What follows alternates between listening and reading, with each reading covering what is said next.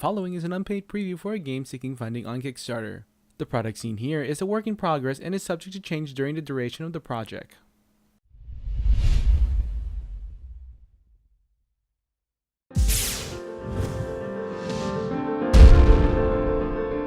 Hey everyone, I'm here at Strategicon, Orccon 2018, and I'm here with the amazing John D. Clair, the designer of Mystic Vale, and of course his upcoming game, Edge of Darkness. So this is kind of like, it was the first game you were intending for it to be printed at, right? This was the first card crafting game I designed, and actually first game I sold to AEG, and then later I designed Mystic Vale as a game that was more focused just on the card crafting, and they decided to release that one first. But this game has card crafting at its core, but otherwise has more stuff going on. It's a more complex, more involved game. So it has, as you said, the card crafting, but has a bunch of other elements in there. We got the fabulous cube tower. Yes, this one has a cube tower. The card crafting in this game is actually done somewhat differently than Mystic Vale. So, grab a card, for example. Like Mystic Vale, it has all cards are broken down into thirds. But the way this game works is everyone's playing out of one central deck, and that one central deck works similar to a deck builder, where when the deck runs out, we shuffle the discard pile, it becomes the draw deck again. But we're all drawing from and discarding to that same deck, and we own different cards in it. So this card, which has no allegiance, is a neutral card in that deck.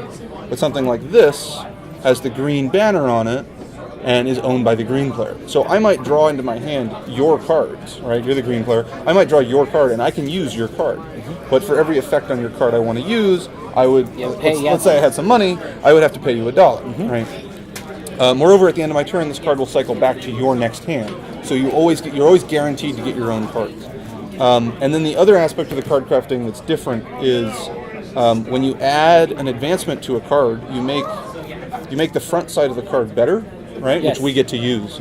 But you also make the back side of the card more dangerous. And the back side of the card represents the evils and the threats that are posed to this city. So I should step back a second and explain the theme. We're in what we're calling the city of Aegis, and we're each guild masters sort of vying for the most power and reputation within the city.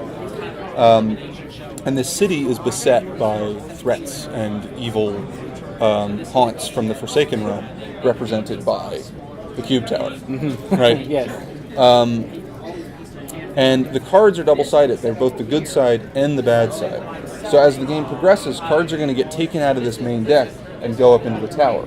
And a bunch of them start kind of weak, just with one threat on them. But as we make cards better, you might end up with a really bad, dangerous threat. Yes. Right? And then the cube tower, the purpose of the cube tower is every turn we're going to be dropping some number of cubes into the tower, and that quantity will increase as we make our cards better. So that also scales with the players.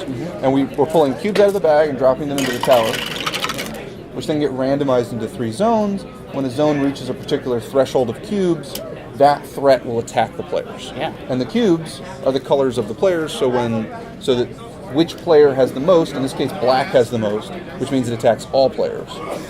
If it were the most of just your color or my color, just you would get attacked, or I would get attacked. Yeah, so danger for anyone anyway, right? Oh, it's danger for everybody. And you can sort of see it building up. You don't know exactly when or who it's going to attack, but you can kind of guess based on how it's gradually building up and what cubes you can see are about to get dropped. Yeah. And attacking's not that, it relates to more of your board, right? Yeah, so when a threat attacks you and you fail to block, you lose reputation in the city, which essentially translates into victory points, and you have a trap on your board. Yeah, so you do gain. You start with a good amount of victory points in there, but building your defenses is also very important. It can be very important. So you can lose a lot of points if you just ignore that. Yeah. You can also generate a lot of points if you choose to aggressively attack the threats before they attack you. Right, so if I use a certain set of advancements out here, I can use those effects to actually go kill a threat. So if I were to go kill this guy, not only would I get a bunch of reputation for killing him, as marked on the cards, I would also clear all the cubes out of here, and a new threat would show up from the bottom of the deck. Yeah. Right, so I've now cleared a bunch of cubes that might have attacked me, and I would have failed to block it. right? And those cards can actually be from your deck as well, like your own personal cards. Yeah, so when a new threat comes out, it just comes from the bottom of the deck, and it could potentially be yours. So when one of your, like for example, this is the green player's card. So as the green player, you see your card has been stuck up there. So you could either wait until enough cubes accumulate, in which case the threat will trigger, and then it goes back to you. Or you can aggressively go try to kill it, so it comes out of the tower faster, and you get it back right away. Yeah. Yeah, so I mean, it's nice that, you know, it doesn't get discarded. It actually goes to your... That's right. Yeah, so... And then, so one of the big elements of this game is how the cards interact with the locations. So this is, I hesitate to call it a strictly classical worker placement game, but it definitely has worker placement elements at its core. So the way many, a majority of the cards work is they are balanced based off a use of card crafting. They're balanced off a use of worker placement. So a lot of cards will have you place some of your agents at a particular location, right? And some locations have effects which give you benefits. Some cards, so for example, this one doesn't have a location effect on it, but the card says place guys, and then the next time you use this effect, pick them back up and get a bunch of extra attack strength. Yeah. Right? Some of them will have you place guys, and then depending on how many you have there, you get some sort of ongoing benefit. Yeah, like this one is one of my favorites. You get another one from your hand. Right, this increases your hand size the more guys you have there. So what's interesting is advancements in this game are not, they don't have a cost. Every turn you just pick one of them and you get it and you sleeve it and do it. They're all free essentially. You get one per turn, so it's all opportunity cost. You chose to take this one instead of this one, right? Yeah, but it's all about going back, you know, putting that in the deck and making it come back again. Yeah. Yeah, and the deck gradually gets better. But so the way the cards are all balanced, because since there's no actual cost to buying them, right? If one was just strictly better than another, people would always take that one, right? So how it's balanced is some effects that give you a more powerful benefit are more intensive on your use of agents. So something like this is a very simple effect. It requires no agents. You just get 3 money. Straightforward, no agent use. But it's not a super powerful effect. Whereas something like this one, right, allows you to place guys, which gives you a bigger hand size, which is really powerful because you actually get a bigger hand size for the whole game. But you have to lock up your agents there. You can't be using them elsewhere, right? Yeah. And then the final really cool core thing is the game is actually entirely modular. Yes, I was about to get into that. So there's like 20-some modules in the game. So, I mean, and a module is essentially a location board and then the associated set of advancements. And they're all sort of themed, right? So the Grand Library has the Grand Librarian, and then the demon on the backside is this evil muse of knowledge that corrupts the souls of the intellectuals, right? And this is essentially a module, and there's going to be a bunch in the box that you don't use each game. And the next time you play, you can swap these out for different ones. Yeah. Right? So you can have a very different set of paths to victory every time you play. Yeah, I mean, this is like a lot of things you can do. Like you can focus and just pay attention to, and almost like, you know, if you don't pay attention to the monsters, then they will really bash your points from here. What's up, Patrick? Yeah.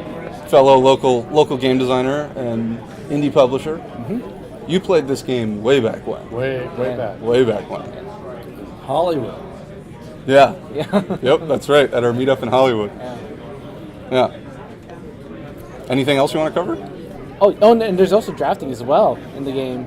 So you don't just randomly get your hand.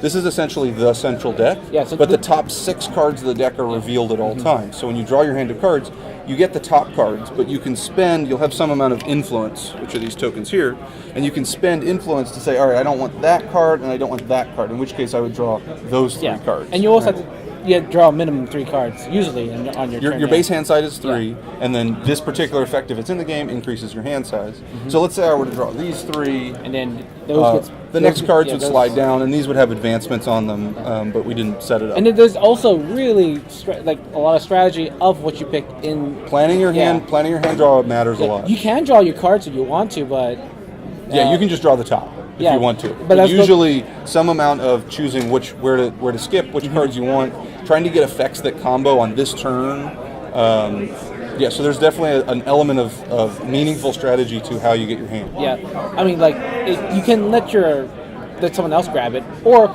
someone may like pass it because they don't really want to use your card. Sure. And that will actually grow in influence points. Yeah, so when you skip a card, the influence goes on here, and the next person who picks it gets these, and these translate into victory points. They don't come back as influence; they translate into victory points. But you're picking up victory points off cards. And yeah, there's totally a strategy of my card's out there. I'm actually going to skip my card in order to let you draw it, so that when you get it, you have to pay me for it. Yeah, Right? and then if he still draws it, if someone else draws it just for the influence points, it'll actually go back to you to use for an later turn. That's right. After you use the card, it's always guaranteed to go back to me on my next turn. Yeah. So even if other people draw your cards, you're guaranteed to get it after they've used it. Or even if they opt not to use it, you still get it back. Yeah.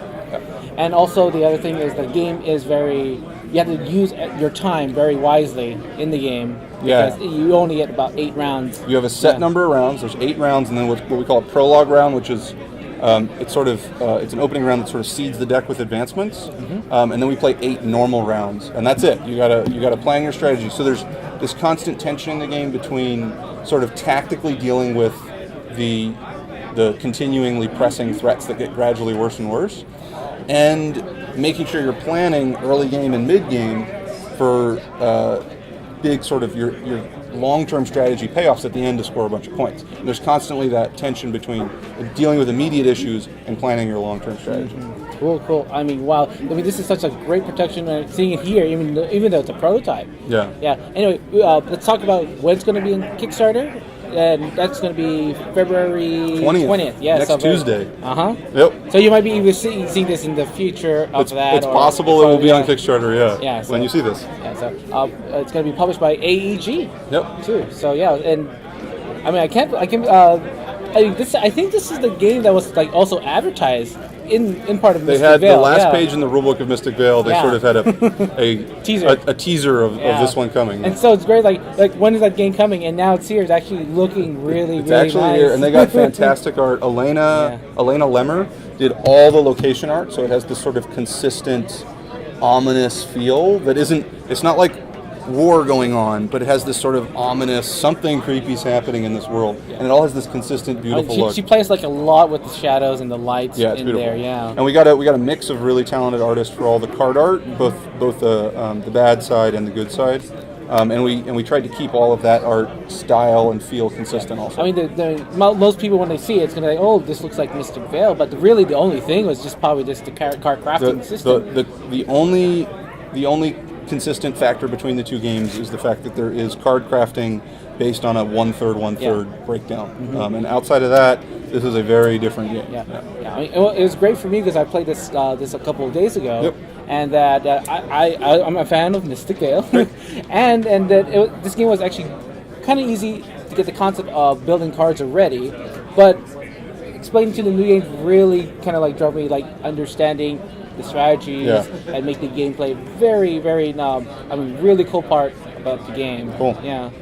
So great. Well, thank you for showing it off. Thanks, man. Yeah, and I'm really excited to see this be on Kickstarter, and good luck to that. Thanks, man. Yeah. Great. Okay. All right. Anyway, do check us out. Don't forget to subscribe to me, the Cardboard Stacker. Wave to the viewers, Patrick. And check out other John D. Clair's games as well. So I guess I'll see you guys next time. Thanks, man.